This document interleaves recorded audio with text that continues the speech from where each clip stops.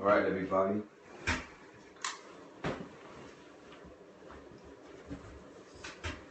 How you doing? I'm still in New Zealand right now. It's cold out here, so you see that I have the jacket on. But and forgive me if the lighting's not good or any of those things. I want you to share this Periscope. You can swipe from left to right. Let's see if I can fix this camera a little bit differently because I have some important information to share. So you can share this Periscope by swiping from left to right or from up to down. Once again, you can share this Periscope by swiping from left to right or up to down. And click on share. Share it via Twitter. Share it via Periscope. Share it via Facebook. This is definitely one of those ones that you want to share with other people.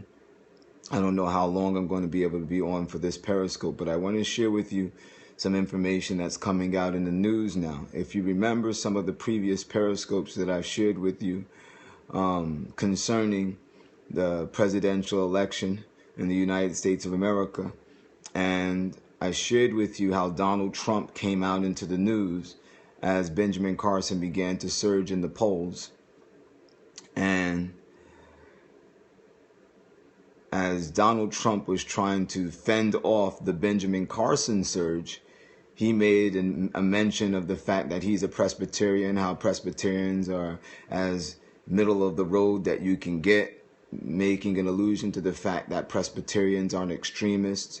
They're pretty much conformists, so to say. Yeah, on the safe side, correct. But then he makes a mention, then he says, Seventh-day Adventists, I don't know about Seventh-day Adventists, I don't know about Seventh-day Adventists. And he made that statement because Benjamin Carson is a Seventh-day Adventist. And I've been saying it for a long time that Benjamin Carson is going to bring the spotlight on the Seventh-day Adventist Church as a result of his presidential run. You cannot run for the highest office in the world and not bring a spotlight on every aspect of your life. And because Benjamin Carson doesn't have too many skeletons in his closet, I mean, it's not like he has any type of previous political record. It's not like people are going to be able to run out there and say, you know, he did this scam or that scam. Benjamin Carson is pretty much a clean slate, to be pretty honest. He's, you know, pretty much above the board kind of guy. So the only thing that they're going to be able to find against Benjamin Carson to try to say, you know, there's something fishy about this guy is his religion. So they're trying to bring his religion about Seventh-day Adventists into question. And yes, the SPLLC, the Southern Poverty Law Center, said that Benjamin Carson is an extremist. And if you haven't seen my video that I put out on YouTube recently about Bible beliefs, okay. Am I back on now? All right. Can you see me now? Is it still freezing? Is it still frozen? All right. Let me know if it's not frozen anymore. Let me know if it's not frozen anymore. If it's still frozen, then I'm going to try to do this broadcast from somewhere else. As soon as it gets good, it always freezes. Okay. Okay. Tell me if it's not freezing anymore, because I have something I want to share with you on this, all right? All right. It's clear now? Okay, so here we go. Here's the deal. And so let me see if I can pick it back up from where I left off when it started freezing. All right. The only thing that they're going to be able to bring against Benjamin Carson is his faith. That's it. Your cat's cut. The only thing that they're going to be able to bring against Benjamin Carson is his faith. And so they've been trying to bring into question the SDA faith. Now, there have been two recent articles that just came out. Unfortunately, because the connection is not that good right now, I can't show you my computer screen. So I'm just basically going to read these articles to you, all right? And yes, it's like Daniel, so to say, but please do not put Benjamin Carson in the same category as Daniel, because Benjamin Carson is definitely not a Daniel, okay? And Benjamin Carson does not represent me, no. All right, so let me go further in this. All right. This is an article that came out from Yahoo News today.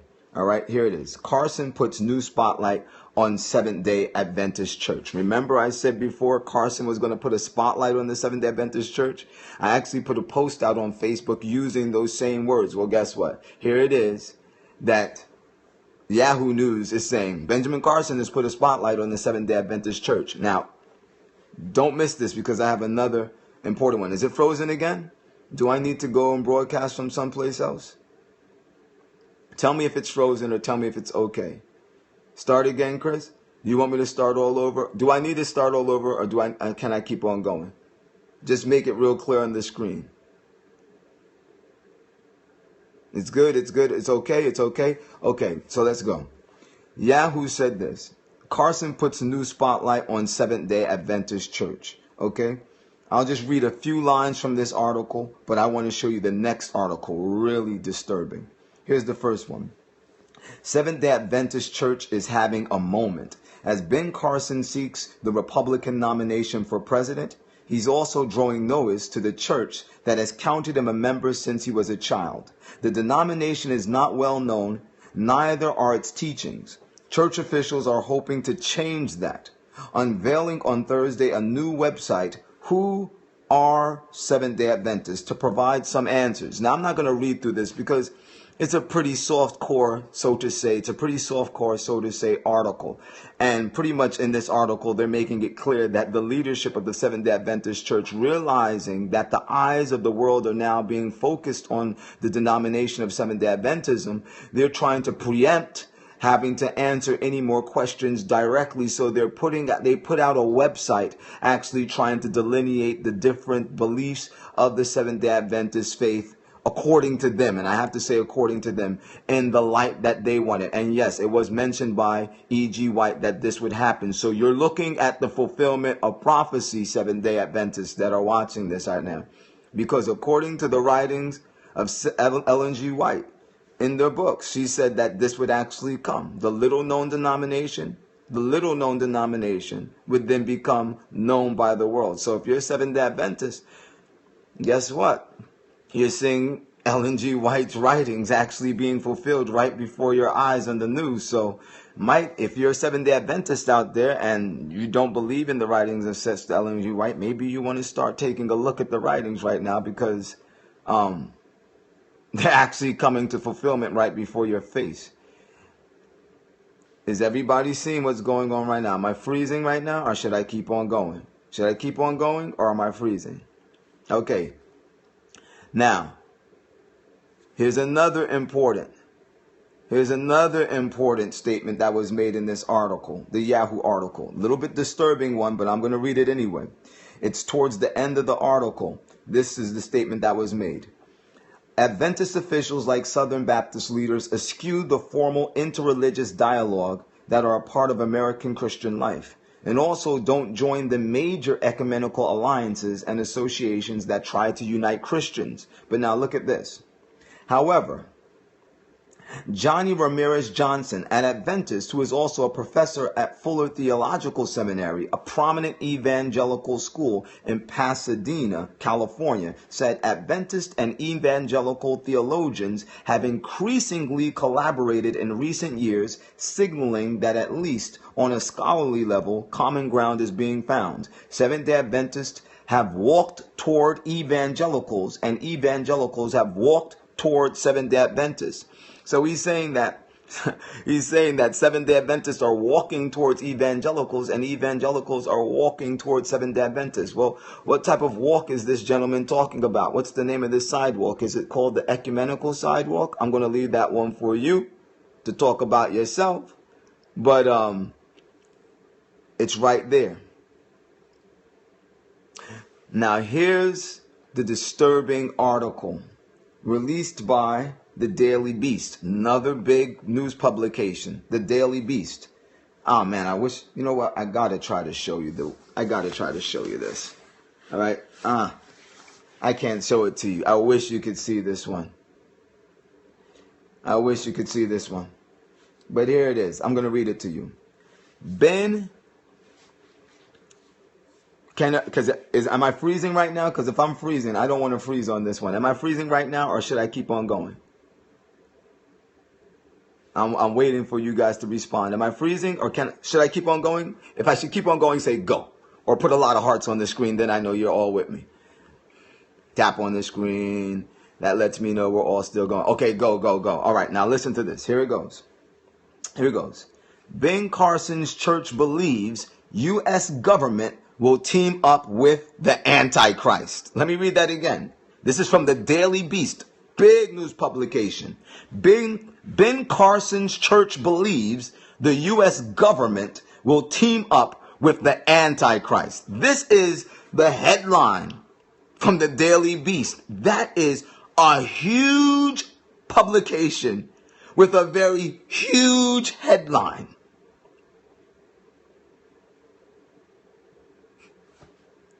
Ben Carson's church believes U.S. government will team up with the Antichrist. Now, let me read what's in the article.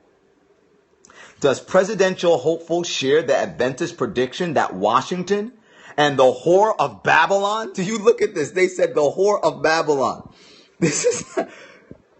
Oh my Lord, have mercy. Okay, let's get this back up here, because this is too much right now. Does the presidential hopeful state share the Adventist prediction that Washington and the whore of Babylon will bring about the second coming of Christ? Ben Carson's church believes the United States government will bring about the end times. According to mainstream Seventh-day Adventist doctrine, the second coming of Christ will occur after the U.S. government teams up with the Catholic Church. Which Adventists believe is the Babylon of the book of Revelation. I got to read that again, because I don't know if you guys are actually paying attention to what I'm sharing with you right now, because this is deep. This is deep. Because if you're a Seventh-day Adventist, if you believe in Bible prophecy, if you believe in Revelation chapter 13, guess what? They're calling your belief on the carpet right now. They're calling your belief on the carpet right now. I'm going to read it once again. According to mainstream Seventh-day Adventist doctrine, this is the Daily Beast. According to mainstream Seventh-day Adventist doctrine, the second coming of Christ will occur after the U.S. government teams up with the Catholic Church, which Adventists believe is the Babylon of the book of Revelation, with the Pope being the Antichrist to compel Adventists and others to worship on Sunday rather than Saturday. Ladies and gentlemen, deep, huge statement. By the way, everybody here in this room is not a Seventh-day Adventist. All right, we have people from all types of different denominations that are here right now in this room. I just want you to see what's going on in the news. And according to the prophet, Ellen G. White, whose writings the Seventh-day Adventists, true Seventh-day Adventists actually study and believe are in harmony with the Bible, she said that the Seventh-day Adventists, a little-known organization, little-known denomination, would be brought to the forefront through means like what we're looking at right here. And now you see that the understanding of Bible prophecy, which was held by Protestants of old, like Martin Luther, etc., that the Roman Catholic Church, the papacy, is actually Babylon of Bible prophecy, that the Pope is the leader of this faction, and that they would come together with the United States of America to bring about a situation in which people would actually be forced to worship, or legislation would be set in place to cause people to worship on the first day of the week, Sunday, instead of the seventh day of the week, which is Saturday. And that is the Sabbath day, according to the book of Exodus chapter 20 and verse 8, which says, remember the Sabbath day to keep it holy. 6 days shalt thou labor and do all thy work, but the seventh day is the Sabbath of the Lord thy God. In it thou shalt not do any work, Thou, nor thy son, nor thy daughter, nor thy manservant, nor thy maidservant, nor thy cattle, nor thy stranger that is within thine gates. For in 6 days the Lord made the heaven and the earth, the sea, and all that in them is, and rested on the seventh day. Wherefore the Lord blessed the Sabbath day and hallowed it. And according to the scriptures from Genesis chapter 2, verses 2 and 3, where the Bible says, and on the seventh day God ended his work which he had made, and he rested on the seventh day from all his work which God created and made. And God blessed the Sabbath day, or rather God blessed the seventh day and sanctified it, so that in it he had rested from all his work which God created and made. From creation, the seventh day, which we've called Saturday, but God called the Sabbath day, has always been God's special holy day. He made all 7 days of the week. We're supposed to worship God on all 7 days of the week, but only one day out of the 7, God blessed and sanctified and set aside as holy, which is the 7th day Sabbath. And this is something that Seventh-day Adventists try to make known to society, that the world has gone after an institution that was set up not by the word of God, but was set up by an institution that actually tries to place itself in the place of God, and that being the Holy Roman Empire. Holy, I put quotations marks up, the Roman Catholic Church. 321 AD, Constantine the Great instituted Sunday as a day of rest for the Roman Empire, and this is where we have the origin of Sunday worship as we presently know it. This was to make accommodations to bring the pagans together with the Christians, to bring about some type of union within the Roman Empire, which at that time was actually in confusion, because the pagans were going at the necks of the Christians, because they saw that Christianity was growing leaps and bounds, and they thought that if Christianity was to prevail, then paganism would be brought to its demise. And they were accurate in that. But nonetheless, to try to gain the attention of pagans, to try to gain the friendship of the pagans, the Christians were willing to make compromise, and they began to adopt pagan festivals like Easter, which is after Ishtar. What does a bunny rabbit and eggs have to do with Jesus Christ dying on the cross and raising again on the third day? Has absolutely nothing to do with it. But the bunny rabbit, it's a symbol of fertility. So is the egg in connection with the goddess Ishtar, directly taken from paganism. Christ Mass, the Mass of Christ, which has nothing to do with Christ, but actually has to do with the winter solstice.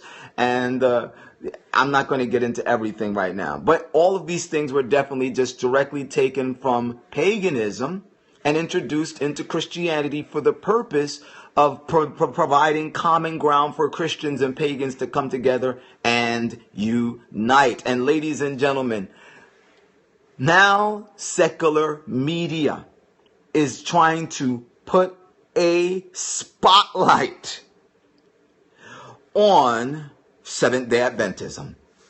Just like we were told. The Daily Beast put this out. If you're asking for my website, it's the Forerunner Chronicles, but I want to get into this information because it's so important. I'm going to read a little bit more of this article, all right? Let's keep going. It is awkward for Ben Carson to run for president if his faith believes the U.S. government will team up with the Antichrist? ? Will it matter to his evangelical base if he, like his denomination, believes that the government will join forces with the whore of Babylon to persecute religious minorities and compel Sunday worship? So far, no. We don't know, though, what Carson personally believes, only what his denomination teaches. In fact, the one time Carson was asked about the end times, the media blew it. In an interview, they're saying they didn't go deep enough. They blew it. They should have asked more questions. I've got 10% battery life, so this is going to get cut soon. But I'm going to keep going until I die. Here we go. Till the phone dies. Here we go. Benjamin Carson answered this. In an interview with the conservative journalist Cheryl Atkinson, Carson first focused on the universal aspects of Adventist theology. I'm a Christian, he said. I belong to the Seventh-day Adventist denomination. I believe in godly principles of loving your fellow man, caring about your neighbor, developing your God-given talents to the utmost so you can become valuable to the people around you. Pressed on his view about end times, Carson said, you could guess, I'm not talking like Carson, right? You know how he would talk, but I'm going to keep on going. You could guess that we are getting closer to that. you do have people who have a belief system that sees this apocalyptic phenomenon occurring and that they're part of it. And who would not hesitate to use nuclear weapons if they gained them? But he reassured the public, I think we have a chance to certainly do everything we can to ameliorate the situation, to prevent. I would always be shooting for peace, you know. I wouldn't just take a fatalistic view of things. And I believe that this is his true belief system, because according to a lot of statements of Benjamin Carson himself, he appears not to truly be in 100% harmony with the tenets of the Bible that are promoted clearly by the Seventh-day Adventist Church. The mainstream media howled, Ben Carson believes in the end is nigh, but missed the real story. I just want to read a few more statements out of this, and then I'm going to go forward. The Seventh-day Adventist sect emerged out of a Messianic fervor in the mid-19th century when the date of the second coming was established as October 22nd, 1844. Unlike the more recent predictions from likes of Harold Camping, this one, by the Baptist preacher William Miller, was not a fringe phenomenon. And I'm going to leave it right there. They begin to actually try to put Seventh-day Adventism in the same category as Harold Camping, who predicted the end of the world several times in the recent millennium. And obviously we know he was wrong. But you see how secular media, and we're talking about a huge media outlet right now, Daily Beast. Daily Beast is quoted by most of your prominent news outfits, whether it be Fox, whether it be MSNBC, whether it be CBS, you name it, CNN, you name it. They definitely draw from the Daily Beast to actually bring news to the populace. And here now the Daily Beast is saying that Ben Carson's church believes U.S. government will team up with Antichrist. I can almost guarantee you're going to hear that out of some of the talking heads from the televised media, whether it be MSNBC, CNN, whatever, you name it. They're calling you on the carpet, Seventh-day Adventists. They're calling you on the carpet, Seventh-day Adventists. They're calling you on the carpet. And a spotlight is being shined on Seventh-day Adventism. A spotlight is being shined on Seventh-day Adventism. You know something? The Bible made a clear statement that in these last days, things are going to happen that are going to bring those who keep the commandments of God and the testimony of Jesus Christ, according to Revelations chapter 12 and verse 17, to the forefront. And that these individuals will experience the wrath of the dragon. Revelations 12:17, and the dragon was wroth with the woman and went to make war with the remnant of her seed, which keep the commandments of God and have the testimony of Jesus Christ. It's coming. Matthew chapter 24 and verse 9, the Bible says, and then shall they deliver you up to be afflicted, and they shall kill you, and ye shall be hated of all nations for my name's sake. It's coming. I hope you're watching what's going on. And as you're watching, I hope you're praying, because the time is at hand. I got to go. My time is up. Phone's going to die. And I don't want you to miss this Periscope. So please share this Periscope. Swipe from left to right. Click on share. Share it via Twitter. Share it via Facebook. You want to put this one out there. Do it right now. Instead of putting comments on the screen, share this Periscope. Share it. Swipe from left to right. Click on share, if that's your phone on an iOS device. Or you can share it on your Android device from swiping from up to down or from down to up. Click on share, share it on Facebook, share it on Twitter, get it out there. Because people need to know what's going on. Because many people right now, they're just running to work. I don't know what time it is in the States right now, because you know right now, I'm still in New Zealand. I'm on a completely different time clock from you right now. It's about 5 o'clock in the morning right now for me.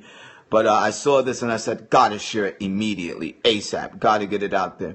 So everybody, please share it. Swipe from left to right. Share it on Periscope. Share it on Twitter. Share it on Facebook. If you're new in the room and you want to stay updated with the information that we put out here,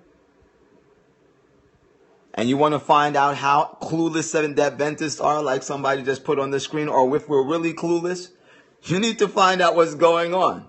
Because you know something, people make statements without proper information. But I think if you're somebody that believes in the Bible, if you're somebody that's watching current events, and especially if you listen to some of the information that we deal with in this room, you're going to find out. Now, there's not a lot of foolishness being talked about here. And we stick to the Bible, period. So, invite you to join. I invite you to join our Periscope. All you have to do is click on follow so that when we jump on here, when we get on Periscope here, you'll be able to see the different scopes that I put out. If you haven't seen the documentary Leopard Vision, which I definitely encourage you to watch. I have 4%, so I'm moving quickly. I encourage you to watch the documentary Leopard Vision, Volume 1. Put it up on the screen for me, somebody, please. It deals with these things in detail. I go all over the world dealing with some very important information. Watch Leopard Vision. Please put that up on the screen. It's an important documentary. Leopard Vision, Volume 1. You can follow us on YouTube. If somebody can put the YouTube on the screen. You can follow us on YouTube and subscribe to the videos there on YouTube so that when the videos are put out, you'll be able to get them in your inbox and see exactly what's going on. All right? And follow on Facebook, follow on Twitter. All right? If you're new here in the room,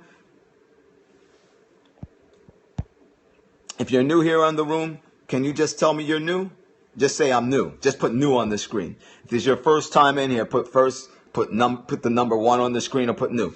How you doing, Johnny? I invite you to follow, subscribe on YouTube, all right? YouTube is TheForerunner777. How you doing, Jess Kelly? How you doing, TV2 Colin? How you doing, Buzz? Second time, all of you guys that are new, I'm inviting you to follow here on Periscope. I'm inviting you to follow on YouTube. I'm inviting you to how you doing, Rev Up for Hope? I'm inviting you all to come over, follow on. How you doing, Shanae? Shanae, I think that is. I'm inviting you guys, all of you all. Glad that you're here with us. I'm inviting you to follow here on Periscope. I'm inviting you all to follow over on YouTube. Subscribe. Don't miss it. Simon Hurd just put up on the screen. Javo, I think it is. Thanks for coming out. Inviting you guys to subscribe on YouTube. You don't want to miss the new YouTube videos. Have some very important documentaries, very important videos that I put up recently. And follow us here on Periscope, all right? Guys, I got to go. I have 2% battery left. So as always, this is The Forerunner, whether you like it or not, the truth.